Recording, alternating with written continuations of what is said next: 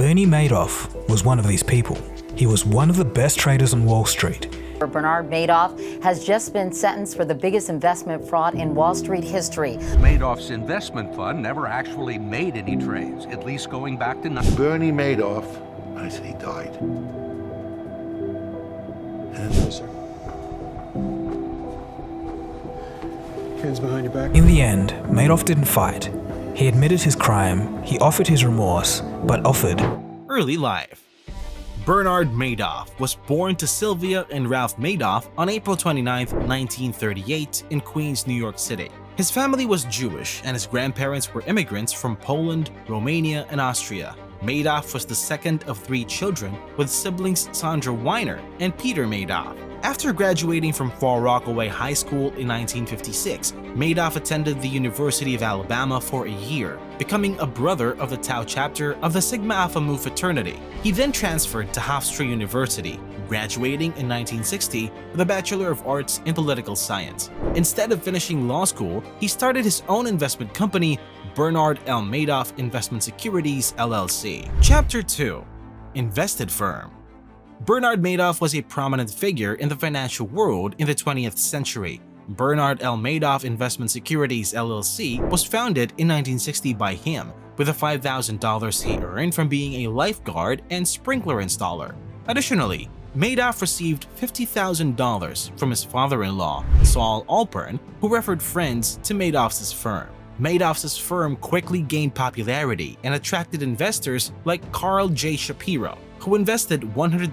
Madoff's firm started using innovative computer technology to disseminate its quotes to compete with the big boys on the New York Stock Exchange. This technology eventually became the NASDAQ stock market. Madoff's firm was unique because it functioned as a third market trading provider, bypassing exchange specialist firms by directly executing orders over the counter from retail brokers. At its peak, Madoff Securities was the largest market maker on NASDAQ and the 6th largest market maker in S&P 500 stocks. But it wasn't just trading that Madoff was involved in. He also had an investment management and advisory division, which he still needs to publicize. This division managed money for wealthy individuals, charities, and pension funds. However, it was later discovered that Madoff had been running a Ponzi scheme through his investment management division. He had been using new investors' money to pay off earlier investors in a pyramid scheme instead of investing their money as promised. This fraud resulted in billions of dollars in losses for investors. Madoff was the first prominent practitioner of payment for order flow, which has been called a legal kickback. Payment for order flow is a practice where market makers like Madoff pay retail brokers to send them their customers' trades. Some academics have questioned the ethics of these payments, but Madoff argued that they didn't alter the price that the customer received. He viewed the payments as a normal business practice. Madoff was an active member of the National Association of Securities Dealers, a self-regulatory securities industry organization. He served as chairman of its board of directors and was a member of its board of governors. Fraud investigation. Bernie and Ruth Madoff were known for their political contributions, having donated about $240,000 to federal candidates, parties, and committees from 1991 to 2008.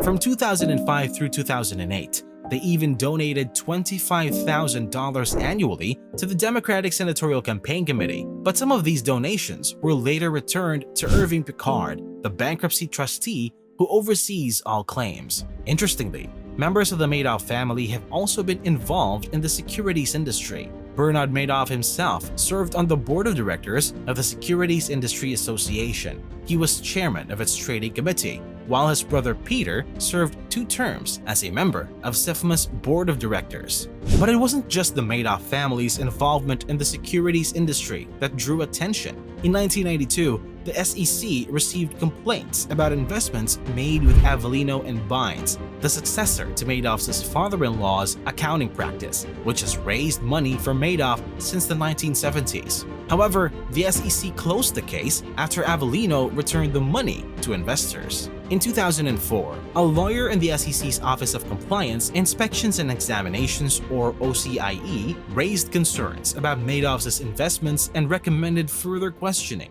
But but was told to stop working on the Madoff investigation and instead investigate the mutual fund industry. Eric Swanson, Assistant Director of the SEC's OCIE, met Shanna Madoff in 2003 while investigating her uncle Bernie Madoff and his firm. The investigation was concluded in 2005 and Swanson left the SEC in 2006 to become engaged to Shanna Madoff and married her in 2007.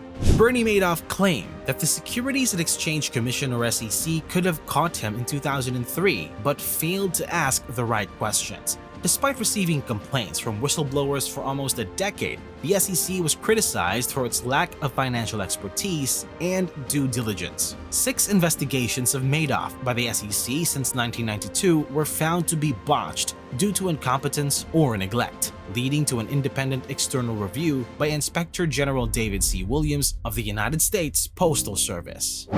Madoff's scandal.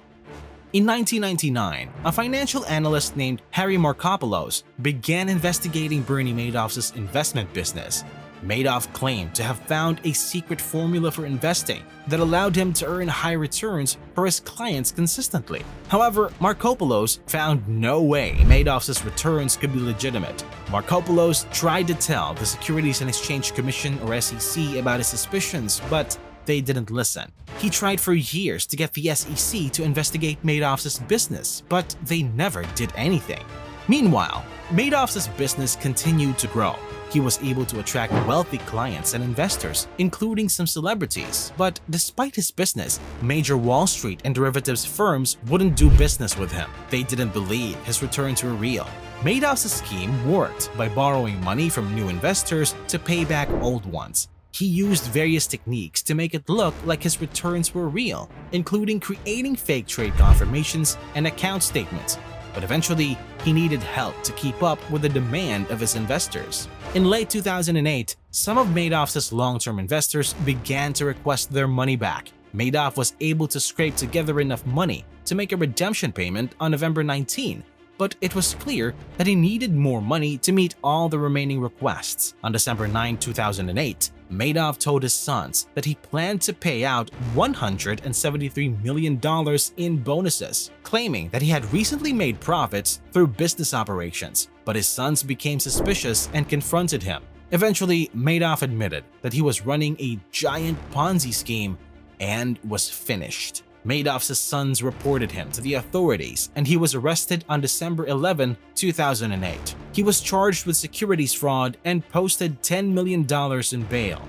However, Judge Denny Chin revoked his bail on March 12, 2009, and he was sent to jail pending sentencing. Madoff's lawyer filed an appeal, but it was denied. Madoff was sentenced to 150 years and ordered to forfeit $170 billion. The Madoff scandal was one of the biggest financial frauds in history, and it exposed major flaws in the SEC's oversight of financial markets.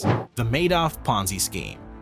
The Madoff Ponzi scheme was a complex and well-executed financial scam over several years. Bernie Madoff, the mastermind behind the scheme, used a combination of false trading reports, bogus stocks, and a network of co-conspirators to lure investors into thinking they were receiving returns on their investments. Two of Madoff's co-conspirators, Annette Bongiorno and Joan Kupri, created false trading reports based on returns that Madoff ordered for each customer. They used a computer program designed to backdate trades and manipulate account statements, allowing them to create the false appearance of profitable trades. On a daily basis, Madoff's team watched the closing price of the S&P 100 and then picked the best performing stocks to create bogus baskets of stocks as the basis for false trading records. They frequently made their trades at a stock's monthly high or low, resulting in the high returns they touted to customers. Madoff was well aware of the finite limits for a legitimate split-strike conversion,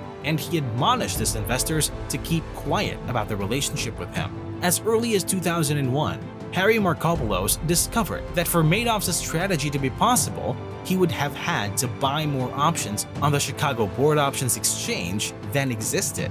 Madoff's scheme targeted wealthy American Jewish communities, and he used his in-group status to obtain investments from Jewish individuals and institutions. Some affected Jewish charitable organizations included Hadassah, the Women's Zionist Organization of America, the Elie Wiesel Foundation, and Steven Spielberg's Wunderkinder Foundation. During his March 2009 guilty plea, Madoff admitted that the essence of his scheme was to deposit client money into a bank account rather than invest it and generate steady returns as clients had believed. He used the money in the Chase Manhattan bank account that belonged to them or other clients to pay the requested funds. According to David Sheehan, chief counsel to Trustee Picard, about $36 billion was invested into the scam, returning $18 billion to investors, with $18 billion missing. The total amount owed to customers was $57 billion, of which $17.3 billion was invested by customers. $7.6 billion has been recovered, but pending lawsuits, only $2.6 billion was available to repay victims. Sentence and prison life. Bernard Madoff was a prominent businessman who ran an investment firm for decades. However, in 2009, he pleaded guilty to 11 federal felonies, including securities fraud, wire fraud, mail fraud, money laundering, false statements, perjury, theft from an employee benefit plan, and false filings with the SEC. Bernard Madoff was the mastermind behind a massive Ponzi scheme that defrauded his clients of nearly $65 billion over 20 years. He admitted to the scheme and was sentenced to 150 years in prison. His accomplice and auditor, David G. Freiling, also pleaded guilty and cooperated with federal prosecutors in the trials of 5 former Madoff employees convicted and sentenced to prison. Madoff's right-hand man and financial chief, Frank DePascali, also pleaded guilty to 10 federal charges in 2009 and testified for the government at the trial of 5 former colleagues, all of whom were convicted. In his plea allocution, Madoff stated that he began his Ponzi scheme in 1991 and never made any legitimate investments with his clients' money. Instead, he deposited the money into his business account at Chase Manhattan Bank. When his customers asked for withdrawals, he paid them out of the Chase account, a classic robbing Peter to pay Paul scenario. Madoff was sentenced to the maximum sentence of 150 years in federal prison by Judge Chin on June 29, 2009, despite Madoff's lawyers initially asking the judge to impose a sentence of 7 years and later requesting that the sentence be 12 years because Madoff's advanced age of 71 and his limited life expectancy. Madoff served his sentence at the Federal Correctional Institution Butner Medium near Butner, North Carolina, about 45 miles northwest of Raleigh. Philanthropy. Bernie Madoff, who served on nonprofit institution boards and was involved in charity work, was responsible for one of the biggest financial frauds in history. Many organizations trusted his firm with their endowments, but his assets and those of his firm collapsed, affecting businesses, charities, and foundations worldwide. Madoff donated generously to lymphoma research and political causes, most of which went to the Democratic Party. He managed the Madoff Family Foundation with his wife and made philanthropic gifts. However, his arrest led to the freezing of his foundation's assets, tarnishing his philanthropic legacy. Thanks for watching this video. Stay tuned for the next one.